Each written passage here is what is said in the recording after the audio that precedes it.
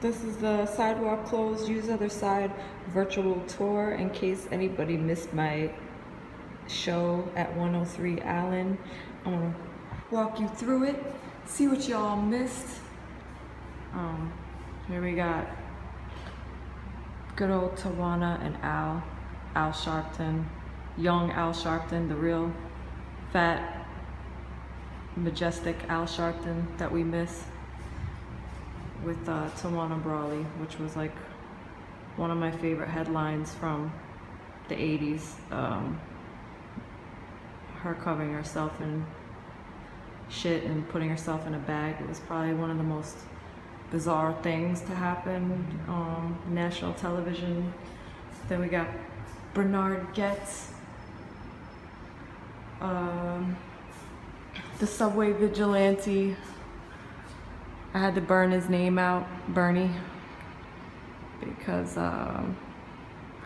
you know, you can't really glorify Bernard Goetz, and I didn't want anybody to get the wrong idea, but I did enjoy the Mad Magazine back cover that had the Bernard Goetz mask as a kid that you could cut out and wear on the subway so nobody would mess with you.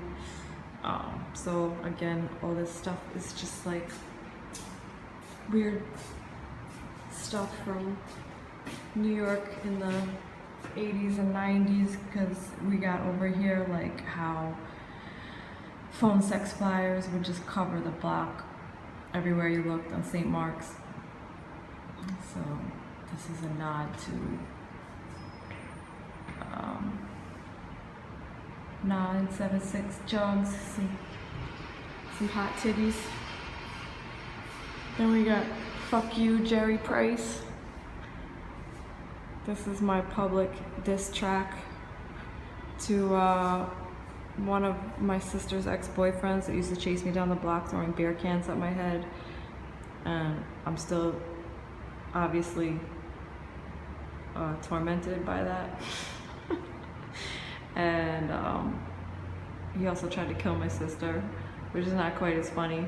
But the fact that he used to shake up a beer bottle and shove it up his ass in broad daylight and like this in public in front of Mars Bar is kind of hysterical. He also was recently in the EV Grieve, like the local East Village paper, because he was pulling his butt cheeks apart for brunchers on 2nd Avenue. Only like probably a few months ago. So that's the story behind that. I am sick in the head, but like the stuff is all real. Good old Tropical Fantasy. I guess the story behind this is just that anytime you happen to look at the subway tracks, it's like always this Tropical Fantasy bottle. Some badass kids. I called it School's Out. But you really shouldn't be drinking that shit, kids, because it'll give you asthma. And there's a rumor that it has spermicide in it. 976 suck. We got another flyer, like nod to the phone sex flyers that used to be everywhere. My friend Hylian's father used to collect these and put them up all over his cubicle. I wish John Krasnow, rest in peace, was still here to give us his collection so I couldn't even find a real one. I just had to kind of recreate what I thought it was out of my head and from Hylian's memory, and that's my own mouse with fucked up crooked teeth. I thought I would leave the crooked teeth in because I thought it was extra ratchet. Got good old OE 40 ounce. This is like lunch when you're a kid, like a teenager. In the 90s you would just get one of these, and that was just like, you know, just suck on that all day. Maybe put a lemon in it for some vitamin C. Over here we got, this is called Girl Fight, which almost didn't make the cut because it was starting to look like a giant turd. But I feel that in the end I got it to look more hairy. Cleo done clocked somebody and ripped her hair out.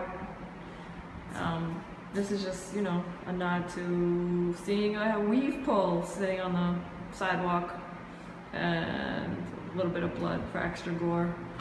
This isn't so much like a 90s thing. You could still see this any old day. This also almost didn't make the cut, but this is Meat Lady. Just kind of reminds me of like Helmet Lady that used to walk down the middle of St. Mark's wearing a helmet. I think she had like some sort of like rash or something all over her body. Maybe it was AIDS, which is sad, I don't know.